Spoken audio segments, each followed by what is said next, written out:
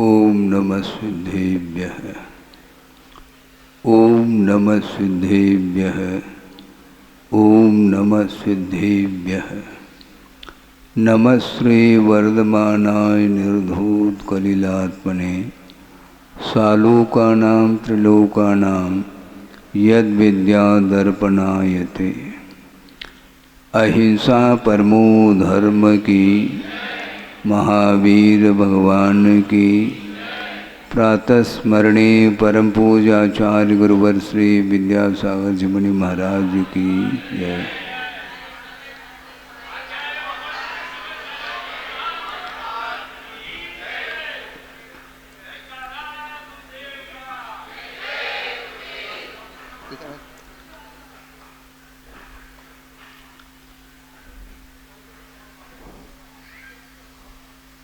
कोई भी कार्य संपादित होता है तो उसके लिए कारण की बड़ी आवश्यकता होती है और कारण के अनुरूप ही कार्य होता है, यह भी आगम में उल्लेख मिलता है। कारण सदृशम कार्यम ऐसा कहा, कारण के अनुरूप कार्य होता है। और आगे जा कर के और कह देते हैं आचार्य कि उपादान कारण सदृशम कार्यम ऐसा कहा। उपादान के अनुरूप ही कार्य होता है,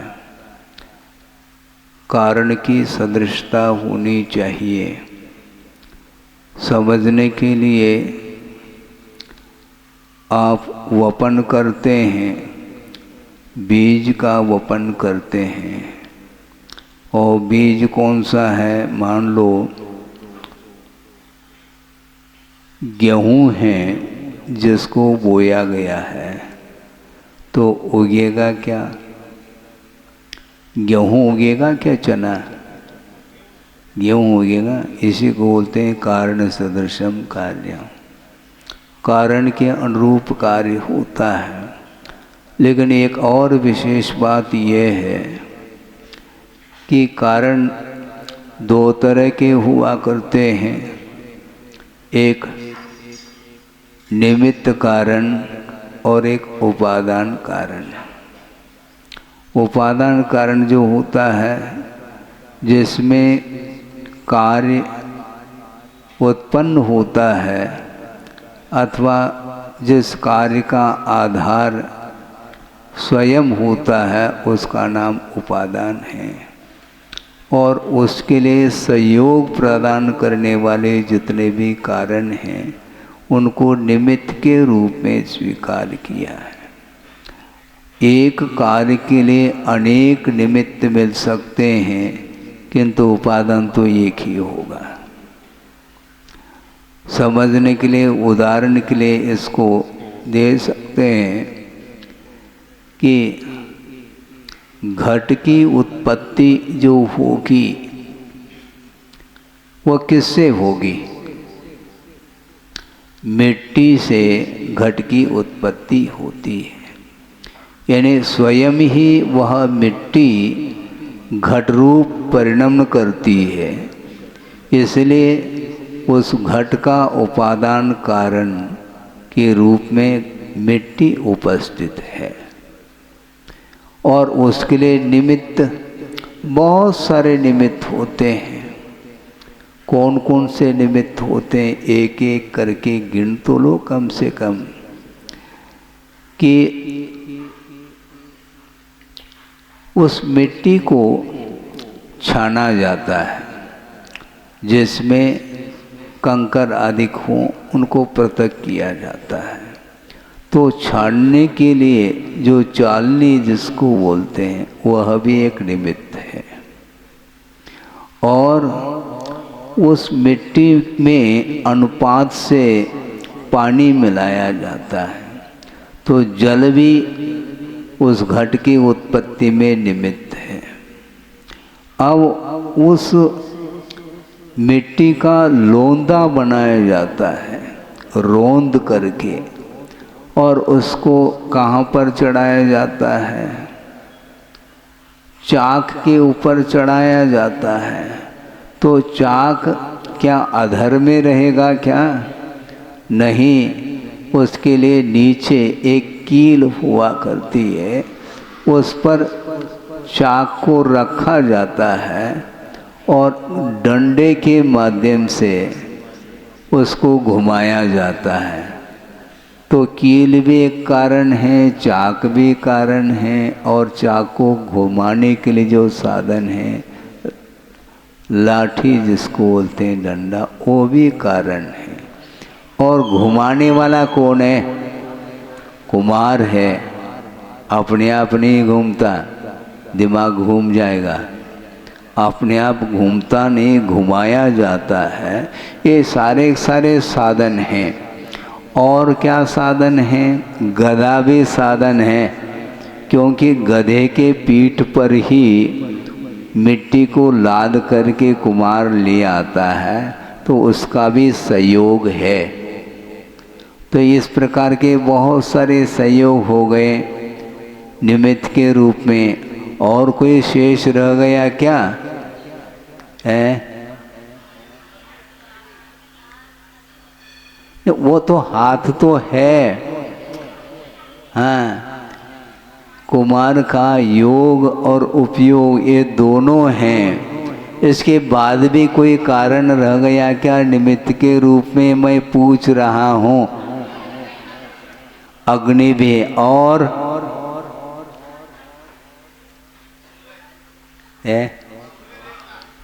अच्छा, सुखाने के लिए, हाँ, धूप भी चाहिए, बिल्कुल ठीक है। और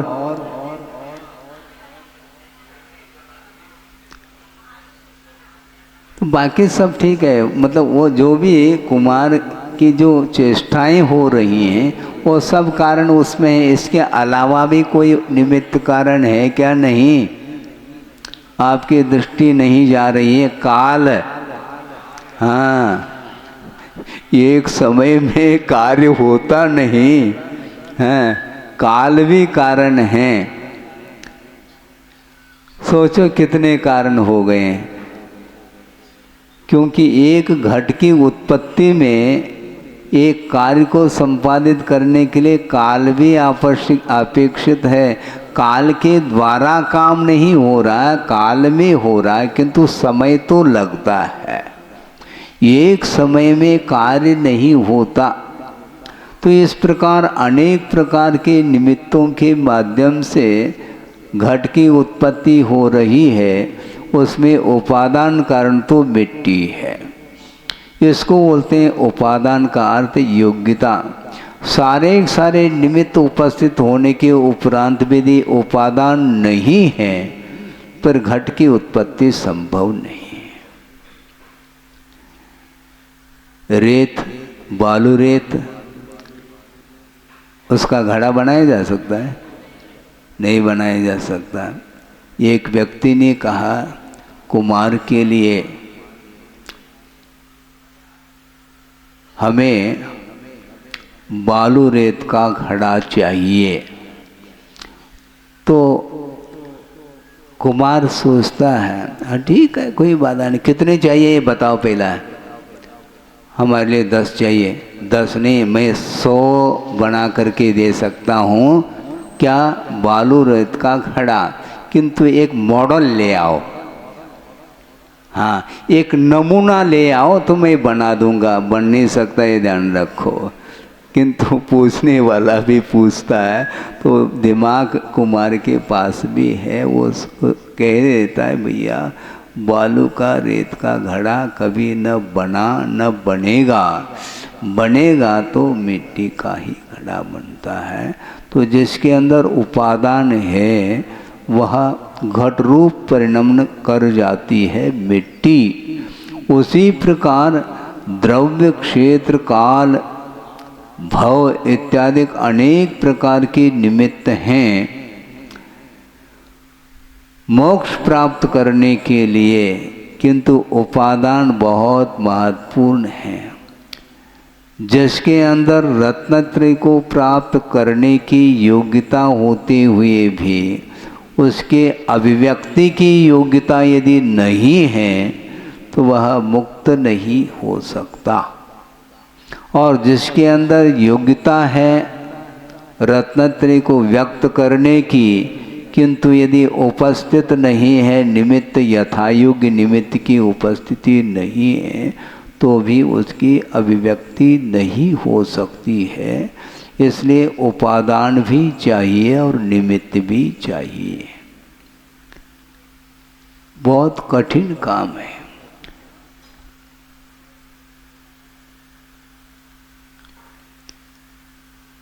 नरकों में जो नारकी रहते हैं उनमें भी सम्यक को उत्पन्न करने की योग्यता है यदि भव्य है तो, किंतु उसके लिए भी तो निमित्त चाहिए। तो वहाँ पर कौन कौन से निमित्त हैं महाराज? बहिरंग निमित्त। तो प्रथम पृथ्वी से लेकर के तीसरे पृथ्वी तक धर्म श्रवण, जाति स्मरण और वेदनानुभव, ये तीन निमित्त हैं। और उसके नीचे जो पृथ्वी में रहने वाली नारकी हैं उन्हें सम्यक की उत्पत्ति जो होगी वह मात्र जाति स्मरण और वेदनानुभव के माध्यम से उत्पत्ति होती है। वहाँ पर धर्म श्रवण संभव नहीं है और वहाँ पर जनबिंब दर्शन भी संभव नहीं है। सोचो, विचार करो कितनी प्रतिकूलता है। यहाँ पर तो आप जनबिंब दर्शन भी कर रहे हैं, कृति मंदिर निर्माण में प्रदान की आपके पुण्य की बहुत बहुत हैं और धर्म श्रवण भी कर रहे हैं। और वहाँ पर न धर्म श्रवण मिल रहा है चौथे आदि पृथ्वियों में, निचले पृथ्वियों में, और न जनबिंब दर्शन है। इसके उपरांत भी जाति स्मरण के माध्यम से और वेदना के माध्यम से भी सम्यक की उत्पत्ति होती है। क्योंकि वहाँ पर जाने के उपरांत भव प्रत्यय नाम का जो अवधि ज्ञान है वह उत्पन्न होता है। उसके माध्यम से मिथ्या दृष्टि यदि है तो वह कु अवधि ज्ञान के माध्यम से वह अतीत का दृश्य देख लेता है और वह भयानक दृश्य, मैं यहाँ पर आया क्यों आया, इतना भयंकर दुख का अनुभव मुझे करना पड़ रहा है, इसका कारण क्या है? तो वो अतीत का वह दृश्य सामने आता है तो वह हाथ जोड़ता है। हाथ जोड़ने का अर्थ क्या? मन में भाव लाता है, भगवान अब इस प्रकार का कृत्य मैं कभी भी भविष्य में नहीं करूँगा। इस प्रकार का जो भाव परिणाम उत्पन्न होते हैं उसके माध्यम से भी सम्यक की उत्पत्ति होती है। और तीव्र वेदना के कारण भी सम्यक की उत्पत्ति बताई है। जबकि तिर्यंच गति में भी वेदना होती है, किंतु तिर्यंच गति की तुलना में नारकियों को जो वेदना होती है वह अत्यंत तीव्र वेदना होती है, भयंकर वेदना होती है, जिसके कारण सम्यक को वह प्राप्त कर लेता है। और मान लो इस प्रकार पश्चाताप के भाव हो सकते हैं, होते हैं, लेकिन प्रत्येक नारकी के अंदर ये परिणाम उत्पन्न हो अनिवार्य नहीं।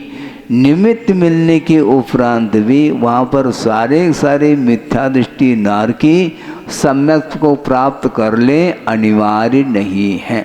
इसलिए बहिरंग निमित्त जो होता है वह नियामक नहीं होता। उपादान यदि अंतरंग निमित्त, अंतरंग जो कारण वह यदि बलवान है तो निमित्त का उपयोग वह कर लेता है, नहीं है तो नहीं। और यहाँ पर आने के उपरांत यहाँ की हवा लगती है तो पुनः वापस वही कृत्य करना प्रारंभ करता, आगे की तैयारी यहीं से तैयार कर लेता वो अपने आप के परिणामों को। और यहाँ आने के उपरांत पुनः विषयों में डूबता है, जिसके कारण पुनः उसका पतन होता है। इस प्रकार अपने ही परिणाम के माध्यम से उत्थान और पतन होता रहता है। इसलिए उपादान को जागृत करने की आवश्यकता है। 8 साल अंतर्मूर्त के पश्चात सम्यक दर्शन को प्राप्त करने की योग्यता मनुष्य जीवन में हो जाती है, किंतु वो अनिवार्य नहीं। 80 साल का भी हो जाए तो भी सम्यक को प्राप्त कर ले, कोई नियामक नहीं। योग्यता तो है, भव्य है, इसके उपरांत भी पुरुषार्थ यदि नहीं करता है तो सम्यक का लाभ नहीं हो सकता। इसलिए भाग्य के भरोसे पर रहने वाले आप लोग पुरुषार्थशील होना चाहिए। महाराज आपका आशीर्वाद हो तो होगा। कई बच्चे आ जाते हैं, महाराज कल पेपर है। अच्छा, तो कल पेपर है तो यहाँ पर क्या कहना चाह रहे हो? महाराज और कुछ नहीं, आपका आशीर्वाद हो, कल पेपर है। और अध्ययन यदि नहीं किया तो वो बाद में फेल होगा, मेरा आशीर्वाद ही फेल हो जाएगा। हाँ, पक्की बात है, इसमें क्या, आशीर्वाद के माध्यम से थोड़ी होने वाला। आशीर्वाद अपनी जगह है, किंतु उसको निरंतर अध्ययन करने की आवश्यकता है। आशीर्वाद के भरोसे पर वह प्रतिदिन यदि सोता रहेगा, फिर बाद में लिखते समय वह कुछ लिख नहीं पाएगा, कोरा पेपर दे करके आएगा तो डबल 0 मिलेंगे। तो आशीर्वाद के कारण डबल 0 मिले हैं क्या? अध्ययन नहीं करने के कारण, अध्ययन नहीं करने के कारण। इसको बोलते निमित्त। आशीर्वाद फलेगा कब? जब वह स्वयं निरंतर वह पुरुषार्थ करेगा, तो उसके लिए एकमात्र निमित्त कारण है। तो इस प्रकार निमित्त का महत्व नहीं है ऐसा नहीं कहा जा रहा है, किंतु निमित्त के माध्यम से ये सब कुछ होता है। तो फिर बहुत कठिन काम है। महाराज भगवान कुछ देते हैं ऐसा सुना है। अच्छा, भगवान देते हैं, अच्छी बात है। तो भगवान यदि देते हैं तो आप दुकान क्यों खोल रहे हैं? है क्या आवश्यकता? भगवान सब कुछ दे देंगे आपको, है? जैसे कल्प वृक्ष में, कल्प वृक्ष के सामने खड़े होने से इच्छित वस्तु की उपलब्धि होती है भोग भूमि आदि में, तो उसी प्रकार भगवान के सामने खड़े हो जाए, भगवान क्या दे दो, आपने जो छोड़ा है उसको दे दो। वो देंगे नहीं, ध्यान रखो। वो इसलिए नहीं देते क्योंकि पंचेंद्रिय के विषय जब ये हैं और संसार के लिए कारण हैं, पाप बंद के लिए कारण हैं, तो आपको संसार में ही रहना चाहेंगे, बने रहने के लिए वो देंगे क्या? नहीं, आपको मुक्त, आप भी मुक्त हो जाए इस प्रकार उनकी भावना है। तो ऐसी स्थिति में आपको वो कैसे दे सकते हैं? हाँ, ये बात अलग है, उनकी उपासना, उनकी आराधना करने से पुण्य संचित होगा, उस पुण्य कर्म के उदय में फल मिलता है और आरोप जाता है भगवान के ऊपर। भगवान देते नहीं। भगवान यदि सब कुछ देने लग जाए तो यही बैठे रहो ना, रसोई घर में जाने की आवश्यकता नहीं, रसोई बनाने की क्या आवश्यकता है फिर? है, सब कुछ वो ही दे देंगे। हाँ, उनके सामने हम खड़े हो जाएंगे तो हमारे लिए भी अपना आहार हो जाएगा उनके दर्शन करते करते ही। ऐसा नहीं, आहार के लिए उठना पड़ेगा। और कहाँ पर, जहाँ दाता है उनके आंगन में जाना है। इन्हें दाता देता है। और भगवान क्या देते हैं? दाता मोक्ष के, ये कहा है। भगवान तो मोक्ष दिलाने में निमित्त हैं, वो भी उपादान नहीं है, ध्यान रखो। यदि उपादान होते तो सबको अभी तक मोक्ष दिलाते, किंतु उन्होंने कहा कि सच्चे देवगुरु शास्त्र का आलम्बन लेकर के 5 पापों का त्याग करके यदि आराधना करते हैं प्रभु की अथवा गुरु की, तो निश्चित रूप से कर्म का क्षय होगा, नहीं है तो बिल्कुल नहीं होगा। इसलिए शुरू से ही ये विषय रखा कि पुरुषार्थ अलग वस्तु और भाग्य अलग वस्तु। भाग्य आखिर है क्या वस्तु? भाग्य कोई वस्तु नहीं है, क्योंकि अतीत में जो कुछ भी पुण्य अथवा पाप का अर्जन किया है वही आपके भाग्य के लिए कारण है। और क्या भाग्य, मुझे बताओ।